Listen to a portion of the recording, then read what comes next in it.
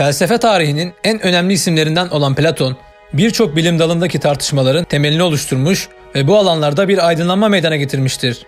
Sokrates'in öğrencisi olan Platon, hocasının bu ürüne kavuşmasını sağlayan kişidir. Hiçbir yazılı eser bırakmayan Sokrates'i eserlerinde anlatarak tarih sahnesine çıkarmıştır.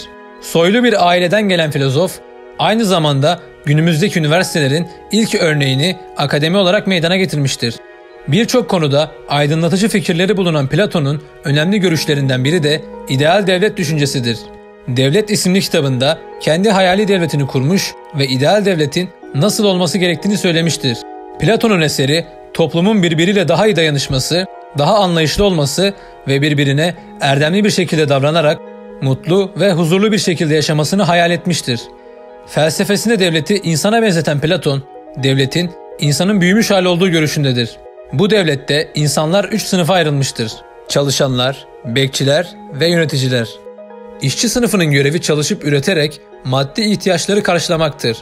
Bekçilerin görevi ise içeride asayişi sağlamak, dışarıda da devletin bütünlüğünü muhafaza etmektir. Yöneticilerin görevi ise devleti idare etmektir. Platon'a göre devletin ortaya çıkmasının sebebi insanın kendi kendine yetemeyişi ve bu nedenle başkalarına ihtiyaç duyması sebebiyle doğal olarak ortaya çıkmıştır.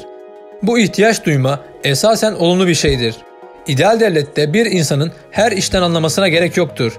Çünkü bir insanın birçok işi yapması o işlerde kalitesizlik getirecek ve toplumsal adaleti sarsacaktır.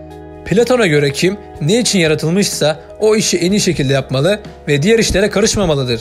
Bu sayede kimse kötü işten mağdur olmayacaktır. Buradaki önemli soru kimin hangi mesleği yapabileceğine nasıl karar verilmiştir. Burada ise Platon'un devletindeki en önemli alanlardan biri olan eğitim sistemi bu konuya açıklık getiriyor. Platon'a göre eğitimin amacı yetiştirilecek kişinin sahip olması gereken nitelikleri bireye kazandırmaktır ve bunu devlet belirler.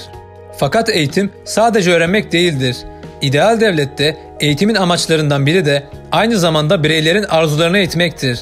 Arzulara eğitilen bireyler toplum içinde daha sağlıklı hareket edebilirken aynı zamanda ruhu yücelir ve daha erdemli olur. Felsefesine göre eğitimde bilgiler kişiye yeniden öğretilmez. Sadece hatırlatma yapılır. Kişi zaten hakikati bilir fakat unutmuştur. O yüzden hatırlatılması gerekir.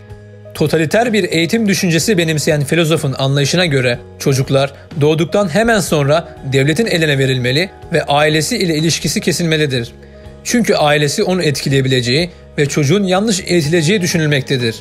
Artık onun için aile devlettir. Devlet çocukları kendi himayesine alarak istediği şekilde yetiştirebilir. Burada çocuklar kendi yeteneklerine göre değerlendirilip eğitim verildikten sonra bir dizi sınavlardan geçerek bekçi ve yönetici gibi görevlere gelirler. Bu küçük çocuklar eğitim serüvenlerine müzik ve jimnastik ile başlayacaklardır. Müzik ruh için, jimnastik ise beden için gereklidir.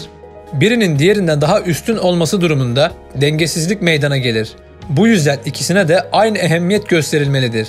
Müziğin uyum arttıracağını ve insanları disipline ettiği düşünülmüştür. Aynı zamanda müziğin içinde masalların da olması gerektiğini düşünen filozof, bu masalların devlet tarafından seçilmesi gerektiğini ve çocukların kötü masallardan korunmasını istemiştir. Platon'a göre bu iki alanın ihmal edilmesi durumunda o devlette sağlık kurumları ve adliyelerin sayısında artış meydana gelecektir. Çocukların seviyelerine göre matematik, geometri ve astronomi dersleri de olmazsa olmaz olacaktır. Çünkü bu disiplinler insanın çevresinde olup bitenleri anlamasında ve evreni çözümlemesinde önemli araçlardır. Bu eğitimleri ise bekçilerin ve filozofların alması istenir. En son olarak da diyalektik eğitimine vurgu yapılır. Bu eğitimi ise filozof olacakların alması gerekir. Aynı zamanda kadın ile erkeğin eşit olduğu bu toplumda kadınların da erkeklerinki gibi eğitim alması istenmiştir. Eğitimi daha çok yöneticiler ve bekçiler için isteyen Platon, çalışan grup için ahlak eğitiminden ötesini fazla görmüştür. Platon için önemli bir yer tutan eğitim, ideal devleti oluşturmadaki en önemli parçadır. Devleti insanların oluşturduğu düşünüldüğünde insanı da eğitim oluşturmaktadır. Peki bu hayali devletimizin başında kim olmalıdır? Platon'a göre devleti filozof kralların idare etmesi gerekir. Aynı şekilde yöneticiler de filozof olmalıdır. Filozof kral, güçlü hafızaya sahip, yeniliğe açık olan, zamanın tüm bilimlerini bilen, devletin birliğini ve beraberliğini elden bırakmayan, cesur ve zeki bir kimsedir.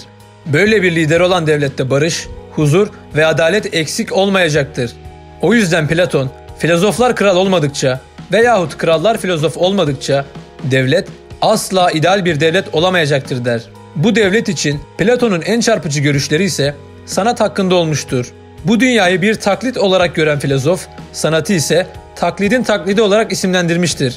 Aynı zamanda sanatın ruhta karmaşalar yarattığını ve ruhun dengesini bozduğunu ifade ederek sanatçıların bu devlette yerinin olmadığını söylemiştir.